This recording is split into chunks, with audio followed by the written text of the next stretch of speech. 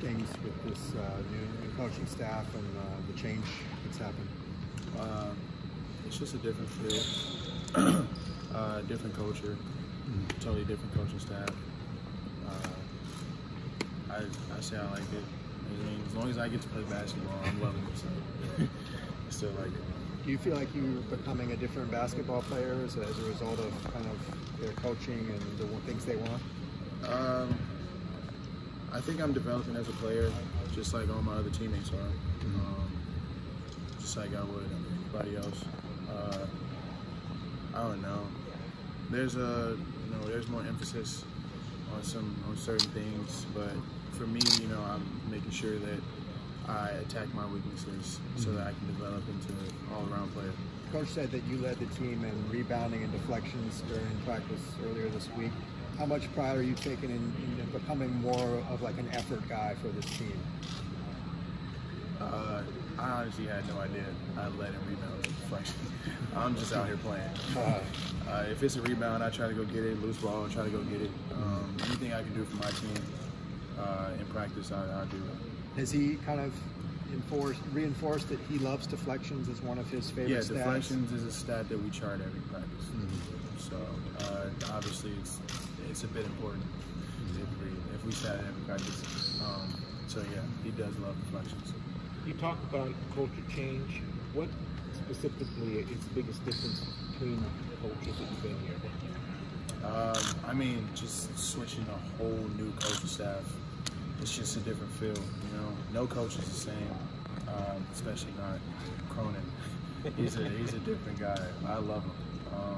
He's a genuine guy. He loves people that work hard, loves people that are for the team, which is an aspect that I believe that we really need to focus on, team aspect.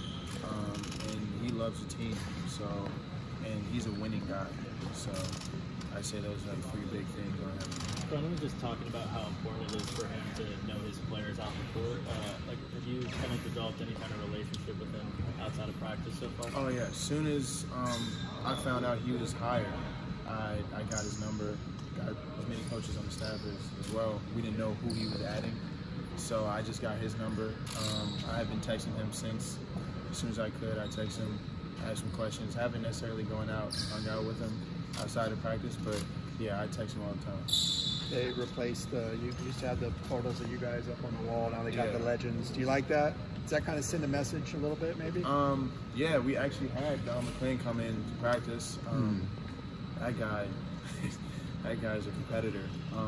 Having somebody that's been here before and basically done what I'm trying to do, which is go to the next level, and being picked in the first round. All these guys are on the wall. That's something that I aspire to do. So, I mean, looking up instead of seeing me, I see people that I aspire to be. So, yeah, it is an inspiration. Did you know he was the leading scorer in Pac-12 history before? I did. You did? Okay, good. As soon as I saw him sitting down, I was like, oh, man. And I looked up. I was like, yeah, that's him. What do you think are fair expectations for you guys? Fair expectations? Gosh, fair expectations. Well, in the news we've heard we've got very low expectations. So I don't know what a fair expectation would be. We want to go out and win every single game.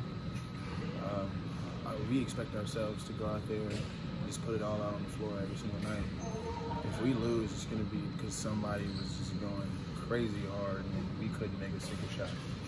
So I say you should expect us to go out and put 100%, whoever 5 is out there, and obviously coaching staff, the Cronin leading is going to put 100% into every single game.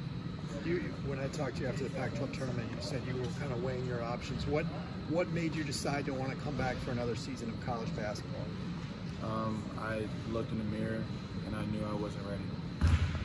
I got a lot of things I've got to work on, a lot of things to get better on until I can consider myself a professional athlete. Until then, I'm here and I'm working every single day. What would you say are some of the things you're focusing on to get better? My shooting percentage, #1. That's me missing shots because I'm taking bad shots. You got to make sure I take better shots. Decision making with the ball, assist to turnover ratio. I got to make sure that's positive. And just being a leader. As one of the returning guys, a 3rd year, even though I'm not even 20. I'm a vet on this team. So I've got to lead the way for younger guys that are coming in, and for the people that haven't played yet and have sat out, got to lead the way for those guys. So leadership would be the last aspect. Does it anger you at all? Does it anger you at all? Having this team been predicted to come in 8th place in the Pac-12? Does it anger me? Yeah. Yeah. I want everybody to be like, yeah, UCLA is going to be first place and everything, because that's what I see in my eyes. But, I mean, you can't really listen to people outside of this because we know what we have here and we know what we have to do to achieve what we want to achieve. And, I mean, our past 2 years, I feel like I've underachieved as a person here and as a player here, and as a team we have too. So it's things that people should be saying. I mean, people shouldn't expect us to be doing super well when we've shown that we have a lot of things to work on. So those are realistic expectations. Well, who's a player that will probably surprise some people this year, or that you've seen kind of step their game up? Who surprise people? On this team, surprise people, man. But nobody's seen Tiger Campbell. And that dude is one of the purest point guards I've ever played with. So look out for him. What's the mindset of the locker room right now? Is there excitement? Is there focus? Yeah, tons of excitement. Like I said, we love the coaching staff. Everybody's on board, and we're coming together as a team this year. We're like hanging out with each other. I feel like the chemistry is definitely picking up, and yeah, we're looking forward to the season. We can't wait to play. You got off to a really good start last year, and then didn't kind of maintain that. Was that maybe a function of just a season that was not a good season for the team, do you think? Do you think that got to you a little bit? My performance is all on me.